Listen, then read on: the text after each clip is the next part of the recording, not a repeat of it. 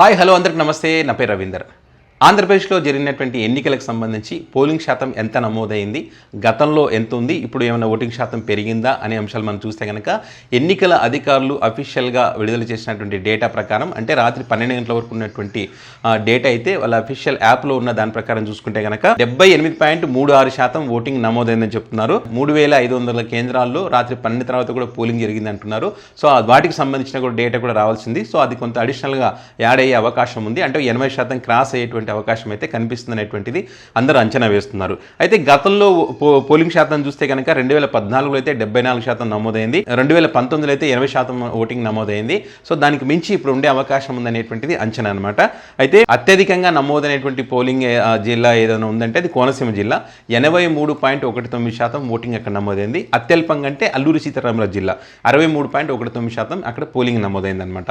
So ఇది అంటే జిల్లాల వారీగా కనుక మనం చూస్తే ఏ జిల్లాలో ఎంత ఓటింగ్ నమోదైందని చూస్తే కనుక అల్లూరి సీతారామరాజు జిల్లాల వరకు ఇది అల్లూరి సీతారామరాజు 63.19%, అనకాపల్లి 81.63%, అనంతపురం 79.25%, అన్నమయ్య 76.12%, బాపట్ల 82.33%, చిత్తూరు 82.65%, అంబేద్కర్ కోనసీమ 83.19%, తూర్పుగోదావరి 79.31%, ఏలూరు 83.04%, గుంటూరు 75.74%, కాకినాడ 76.37%, కృష్ణా 82.20%, కర్నూలు 75.83%, నంద్యాల 80.92%, ఎన్టీఆర్ 78.76%, పల్నాడు 78.70%, పార్వతీపురం 75.24%, ప్రకాశం 82.40%, పొట్టి శ్రీరాములు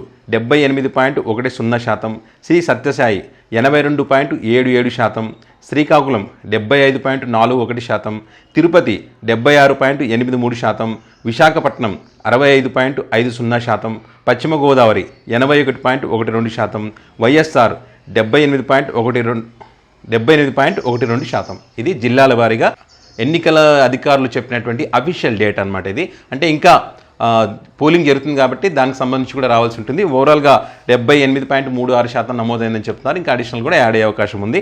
అయితే ఓవరాల్గా చూస్తే ఏపీలో 4,13,00,000 ఓటర్స్ ఉన్నారు. అందులో పురుషుల ఓట్లు వచ్చేసి 2,01,00,000 ఓట్లు ఉన్నాయి. మహిళల ఓట్లు వచ్చేసి 2,12,00,000 ఓట్లు అయితే ఉన్నాయి. మరి సో ఇక్కడ దీంట్లో అయితే మహిళల ఓట్లు ఎక్కువగా పోలింగ్ అయ్యాయి కాబట్టి ఇది మాకు అడ్వాంటేజ్ అని చెప్పి అన్ని పార్టీలు చెప్పుకుంటున్నాయి. ఇటు వైసీపీ అయితే వీళ్ళంతా లబ్ధిదారులు, మహిళలకు ఎక్కువ మేలు చేశాం కాబట్టి మహిళలు మా వైపే ఉన్నారని చెప్పి వైసీపీ భావిస్తోంది.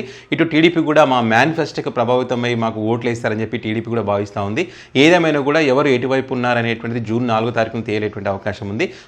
ఓటింగ్ శాతం ఇంకా ఈరోజు ఈవినింగ్ వరకు అయితే ఒక క్లారిటీ వచ్చే అవకాశం ఉంటుంది. మరి 80% దాటుతుందా, మరి 80% దగ్గర ఆగిపోతుందా చూడాలి. 80% దాటితే ఎవరికి నష్టం ఎవరికి లాభం అనేది చూడాలి. ఇప్పటికీ దీనికి సంబంధించి లాభ నష్టాలకు సంబంధించి ఓటింగ్ శాతం పెరిగితే అధికార పార్టీకి ఏమైనా నష్టం జరుగుతుందా, తగ్గితే టీడీపీ కూటమికి ఏమైనా నష్టం జరుగుతుందా ప్రతిపక్ష పార్టీకి అని చెప్పి లెక్కలేస్తున్నారు.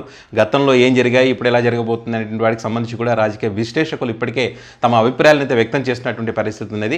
ఎగ్జిట్ పోల్స్ కూడా జూన్ 1వ తారీఖున వస్తాయి కాబట్టి చాలా మందిలో కూడా ఉత్కంఠగా ఉందన్నమాట. ఎటువైపు మొగ్గు చూపారు, ఏంటిది ప్రజలు అనేటువంటి దానికి సంబంధించి. సో జూన్ 1వ తారీఖున ఎగ్జిట్ పోల్స్ వస్తాయి, జూన్ 4వ తారీఖున అసలైన ఫలితాలు వస్తాయి. అంతవరకు మాత్రం ఈ ఉత్కంఠ తప్పదు.